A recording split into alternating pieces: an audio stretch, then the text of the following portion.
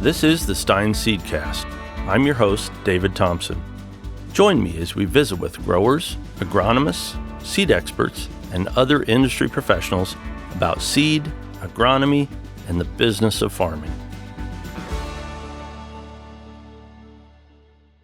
Hello, and welcome to the Stine Seedcast. I'm David Thompson, National Marketing and Sales Director for Stine Seed Company. Today, we welcome back to the Seedcast Stine Technical Agronomist, Bill Kessinger.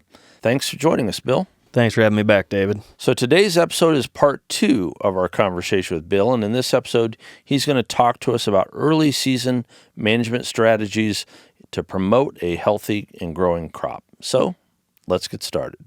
So, Bill, before we get going on these strategies, I guess, let's just kind of go to square one. So tell me about why is it so important, this idea of early season stand establishment? Why is that so critical for the success of that crop? Stand establishment is the base foundation of what we're working with, of getting those genetics started and doing the right things they need to do.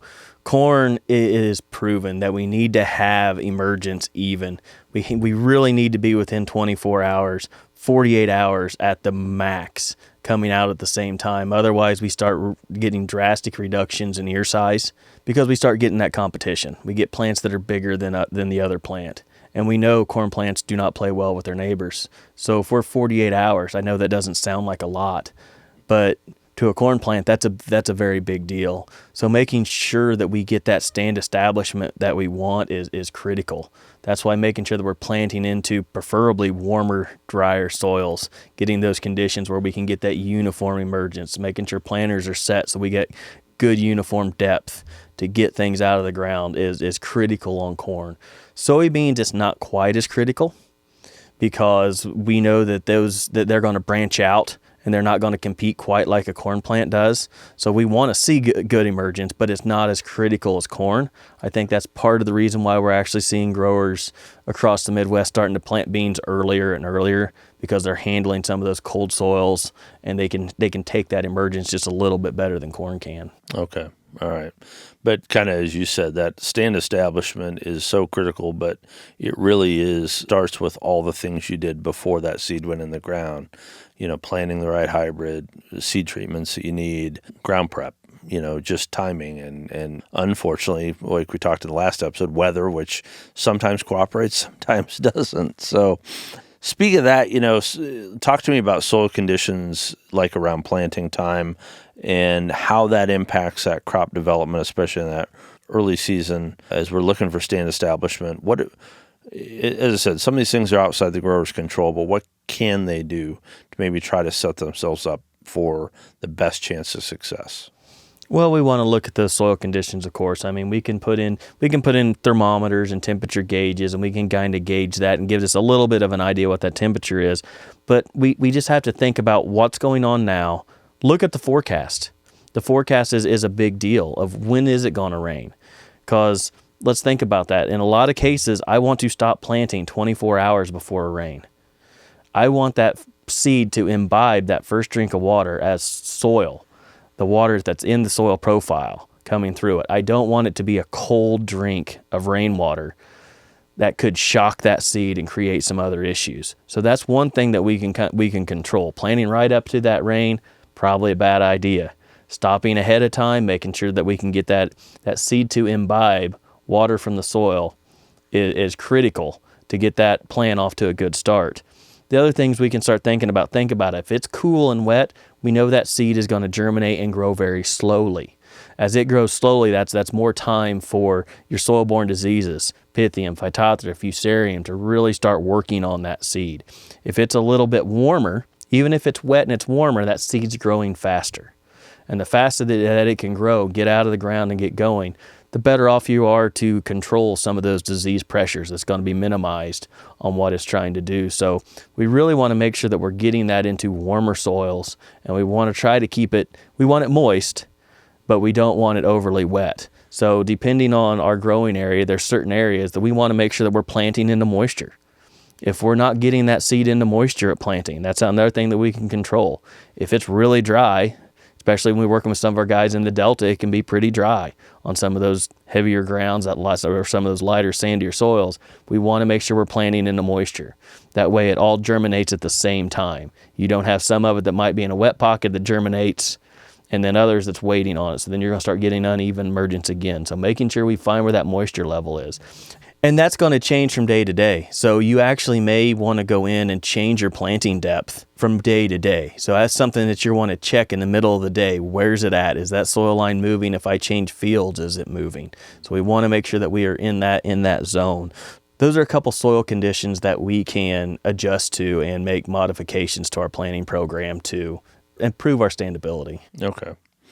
So you mentioned a little bit earlier, talk to me about seed treatment and, how does seed treatment, what role does it play in helping get that stand establishment that you're looking for? Given the fact, like you said, you're going to have cool soil, you're going to have warm soil, you have wet, you have dry. So what role do you pick for seed treatment there? Seed treatment is a big, broad term. There's a lot of options we have. I mean, some seed treatments have inoculants in them and biologicals and insecticides and fungicides. So we kind of have to think about what seed treatments that we're working with and what makes the most sense to help get our product out of the ground, because we don't want to put a bunch of stuff that we don't need. That's going to actually slow emergence. Sure. So when we think about that, think about especially on the fungicide side of things, because that's a big part of that emergent side that we're trying to basically be protecting that seed. So think about that seed treatment's not a curative. It's a preventative. So it's going to prevent the issue. It's not going to cure it once it happened. So if I have that seed treatment on there, that's going to give some added protection as that plant is trying to maybe go through some cooler soil and it's going to grow a little bit slower. Know that anything underneath enough pressure will still get that disease. There's nothing out there that is 100% bulletproof. So the slower it is, the slower it's growing, the more pressure it's getting from a lot of those diseases. So even if it has seed treatment on, it can go through that seed treatment, but you are giving it a much better chance by putting that seed treatment on there. The other part of that is, even if it is growing, if you can prevent some of those, maybe just a few insect bites here or there, or a few lesions here or there, that's going to help infection sites later on for other diseases. Sudden death, brown stem rot, things that you might see later could be prevented if we just start eliminating some of these infection sites. So there's a lot of things that seed treatment's doing that you can kind of see immediately, and other things that are giving you results later on throughout the growing season. And I assume some of that can be, sort of ground truth based on your past experience. I mean, depending on if you have, really tight soils that are going to hold water, you kind of know what you're up against there. Or if you've had some of these pests in past years, you may have some sort of predictive, nature to seeing those and saying, okay, well, I need to plan for that, right? Correct. As a grower, you know your fields. You know the history of them. You know what pressures you have, and some of that can be planned for. You know, if maybe, hey, this field holds a little bit of water, it probably needs a little more tile that it doesn't have. I might want to delay that planting just a little bit to make sure that I'm getting a good stand establishment, because we know that it has the potential to hold that water. So we know there could be some ponding effects, and we know there's probably some Pythium, Phytophthora, Fusarium, soil-borne diseases are probably a little higher in those type of environments. So we want to make sure that seed's probably a little bit warmer, or that soil's a little bit warmer before we go into that planting side of things. So yeah, using your past history, best judgment on when we want to plant those, and using that seed treatment is going to be very beneficial in stand establishment. So I guess at the end of the day, when we're looking for, when we're talking about uniform stand and stand establishment, I guess the way you measure that is through stand counts, right?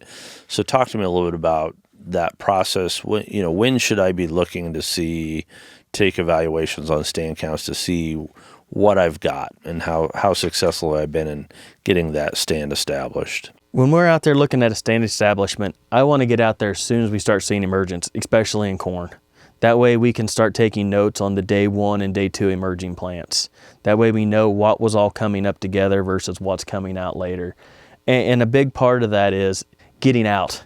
Get out of the truck, get out of the cab, and walk out in that field. Don't just eyeball it, and get your tape measure out, and actually do some stand counts. I mean, a lot of our listeners here on 30-inch rows, so that's 17 feet 6 inches. is what we're gonna measure, and we're gonna count those plants. And I tell guys, try to take an unbiased count. Don't walk out to the best spot or the worst spot and say everything's this way.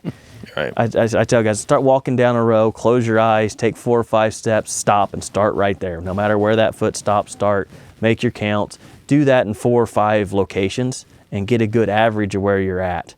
And then come back in a couple days, do it again. Is it getting thicker? What's coming in on days 3 and 4? So if we do have a replant decision, we go out there, you can say, hey, we had some really good day 1 and day 2, then it thinned out, but we did come up with about 10,000 more that came in later. That will help that discussion. Soybeans, they can kind of keep popping as we go, whether you're out there with a hula hoop or you're out there with a tape measure trying to take those stand counts. Just continue to keep looking and bring a knife, especially with soybeans. Keep digging, see if they're down there. I've seen soybeans set in the ground for a really long time and still come out of the ground. Corn we want to check on, but the soybeans we know we have a lot longer span. So that way you guys can, as a grower, you can have that conversation when you call your agronomist or your seed rep, and they can come out, and if we're trying to make a replant decision, we got some good ideas of what came up quickly and what didn't. Well, that kind of segues into my next question, which was kind of at what point, how do you differentiate between maybe what I'd call a minor a minor issue on a stand count or stand establishment versus something that might require some kind of intervention, whether it be replant or whatever? I mean, at what point do you call in the reserves there? Well, we're always looking at what that minimum stand is. And what time of year is also going to play a factor into this. If you have a thin stand and you planted in April and it's the middle of May, well, we have time. We might want to go in and fix that depending on how low that is. If you planted and it's now the first part of June, the 10th of June, well, that thinner stand might be economically the best thing to do is to leave it. So you can get online. There's a lot of forums out there from the universities that kind of gives you some economic threshold. And remember, those are guidelines. They're not written in stone of what those need to be. So we utilize those a lot of what we want to do in making that decision for some of those minimum and minor type of a deal. But we also want to see what time of year it is. And we talk about, in our last podcast, we talked about growing degree days and how that affects the corn and the hybrids that we're going to choose. So that may change some of our decisions of what we're going to make in corn depending on how late it is. How does that match up with what's already in that field? What's going to affect us throughout the rest of our season? Do we plan on putting a fungicide on? Well, that's going to change some of the timings of that within that field. So it's a lot more than what just happens today.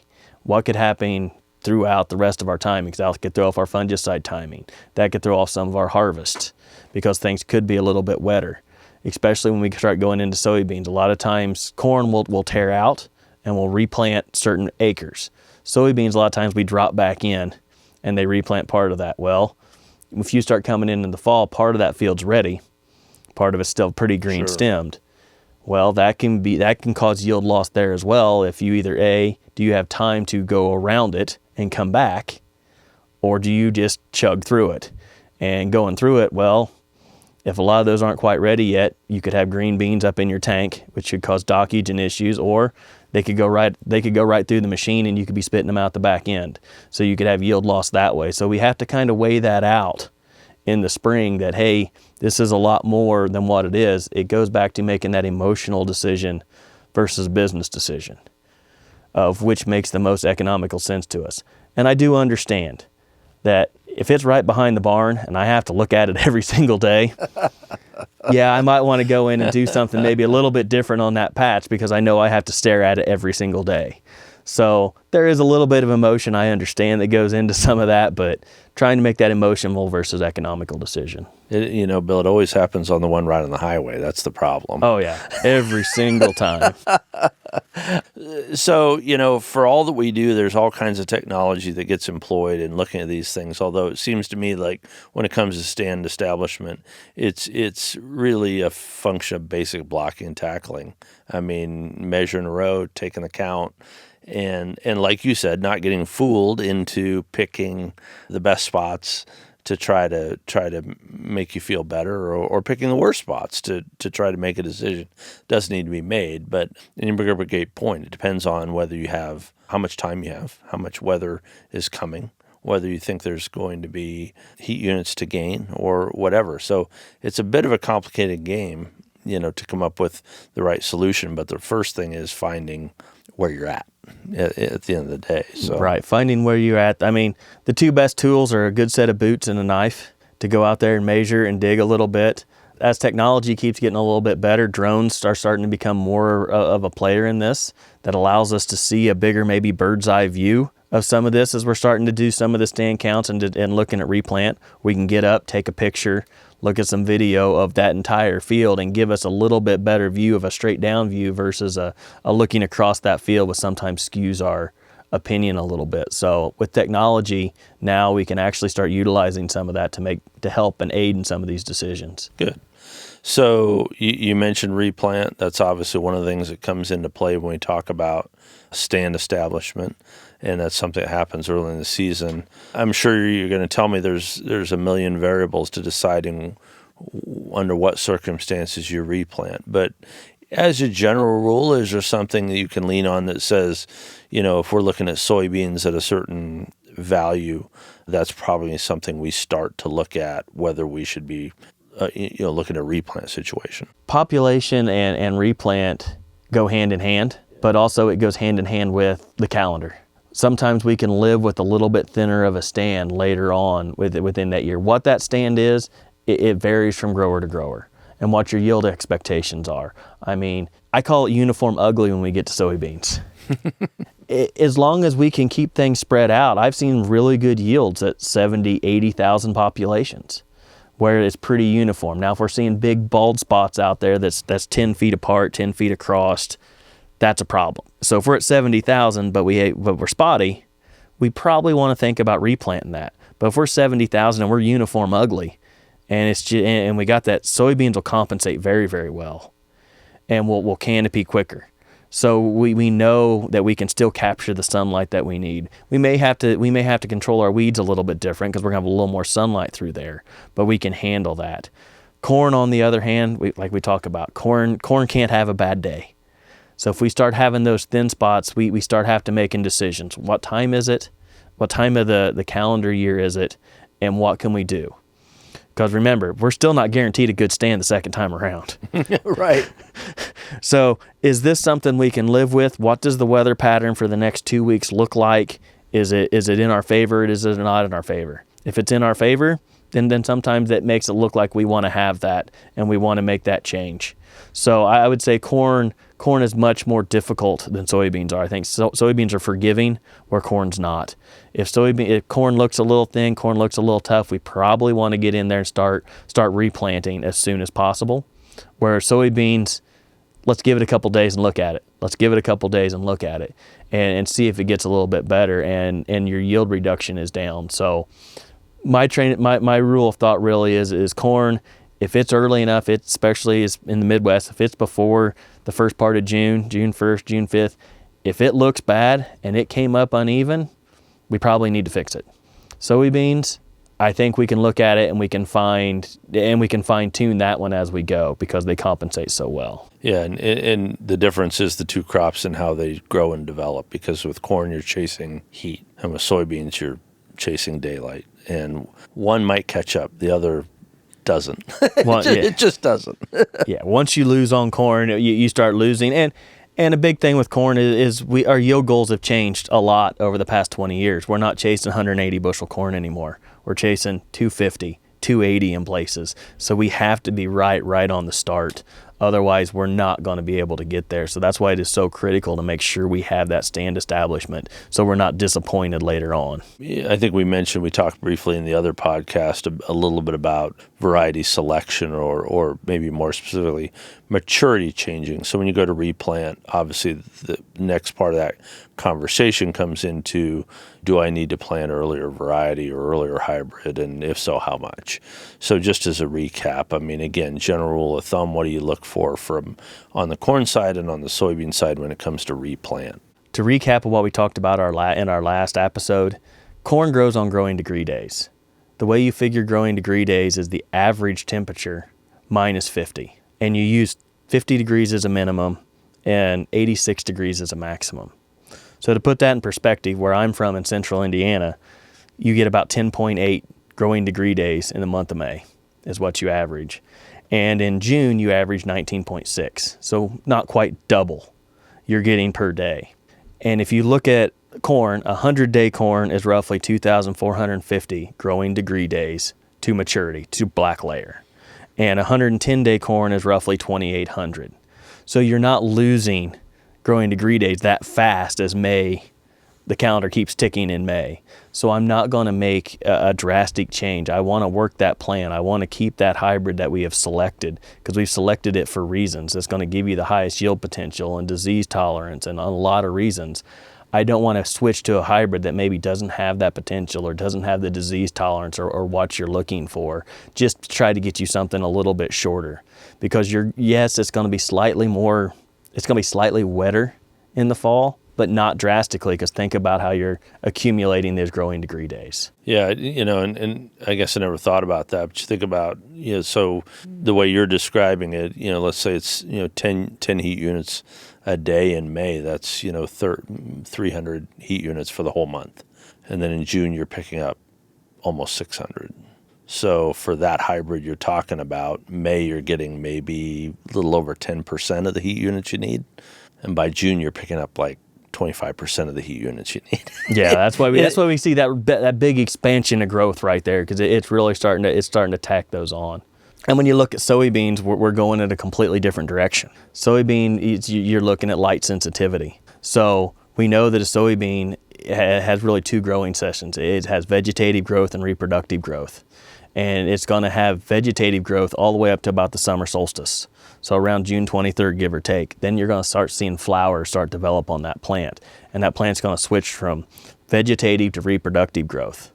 So when we're talking about that replant scenario, we're not wanting to do what we did with corn and maybe early it up a little bit or change or bring that population back a little bit. We want to stay with that fuller maturity, or at least a mid-maturity for that zone. That way we can get the vegetative growth that we need before it goes into reproductive growth.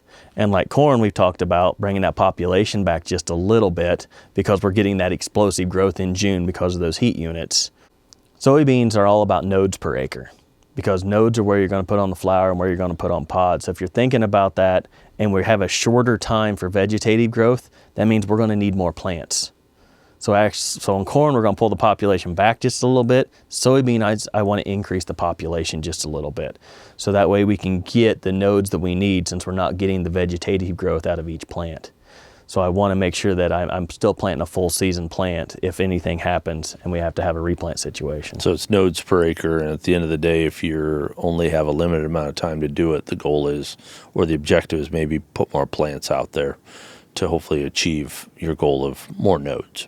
Correct. So while we're talking about replant, I guess, Bill, I'm curious, are there lessons that growers can take from those replant situations they encounter that they can use to improve their chances of having a more successful season, the things they learn from that replant? It goes to something we talked about a little bit ago, David, the history, and knowing the histories of that farm. So if there's a replant situation, we need to determine what that replant situation was. Was it an insect issue? Was it a compaction issue? Was it a slugs issue? Was it a water issue? What happened there, and how can maybe we can prevent that in the future? If it's an insect issue, maybe we need to change some of the trait technologies we're using, or making sure we're using a higher seed treatment on those areas. Or maybe we need to change some of our tillage practices in those areas. Or did we have a replant because maybe we had a chemical carryover, because we have a different soil type or a pH issue that we need to take a look at. There's a lot of issues. If maybe it's water. We got a heavy rain, nothing we can do about that. But we also know if it's a lower lying area, maybe it needs some tile. Maybe we need to stick another run of tile through there, or maybe, we can't tile that area, so maybe we need to really not plant that at the front end of our sessions. We need to plant that towards the back end of our planting plan. And that way we maybe avoid that big heavy rain and we get that stand establishment. So I think that's one of the biggest takeaways is if we're having replant issues with the field and continually having replant issues with the field, why are we having those issues and how can we correct that? Yeah, an isolated instance, like you said, because of just a gully washer is one thing, but if you're running into that situation more often than not, then what's the lesson you take from that, and how can you help correct that and hopefully make that acre more productive in the long run? So once we have a strong stand established, once that crop is up and it's going, everything looks good, then what does the grower need to do? What are the next steps that they can think about to make sure this crop makes it all the way to a successful harvest? It's up, it's growing, you're happy with the stand you have. There's two things that start really going into my head, what needs to happen next. The first one is we need to make sure everything has adequate fertilizer out there in a lot of cases, especially in corn. Did we have the nitrogen out there? Did we need to side dress it? We don't ever want that plant to want for something. So if we can stay ahead of it, get that out, make sure that that's one of our top priorities. The next big priority for me is weed control. We need to really start thinking about how are we going to control these weeds. We don't want to wait for too awful long. Think about some of our crops. Corn is really feeding off of the seed until about V4. So we really want to get in there and apply these herbicides when it's the least impactful to the crop. We don't want to damage our crop at all. So if we can get those herbicides on there earlier rather than later, we don't have as much impact on that crop. So we want to really hustle and make sure that those timings are correct. Instead of just waiting and trying to see what those weeds are going to do, stay on the front end of it. That way weeds are not competing against your crop and you're not having an impact from some of the herbicides that are applied. And that goes for corn and soybeans. We want to stay on the front end. So as soon as I see that establishment, I'm already thinking weed control and fertilizer right out of the gate. How do I stay on the front end of it? Yeah, so all these things build on each other, from pre-plant planning to having a good planting season to making sure that crop gets up and growing in a timely fashion, get that early season growth going.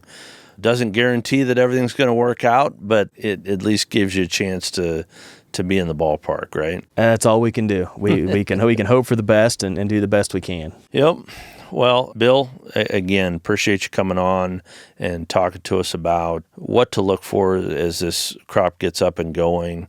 As I said, there's any number of things we got to be watching out for, and you've given us good advice, things we need to be looking for to make sure that this crop gets good establishment and hopefully turns into a successful and productive crop in the fall.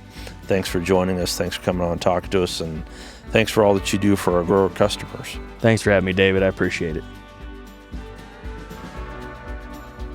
Thank you for listening to the Stine Seedcast. To never miss an episode, subscribe to the show on your podcast platform of choice. Have a question for our experts? Email asktheseedcast@stineseed.com to have your questions answered on a future episode. To learn more about Stine Seed Company, visit stineseed.com. And remember, Stine has yield.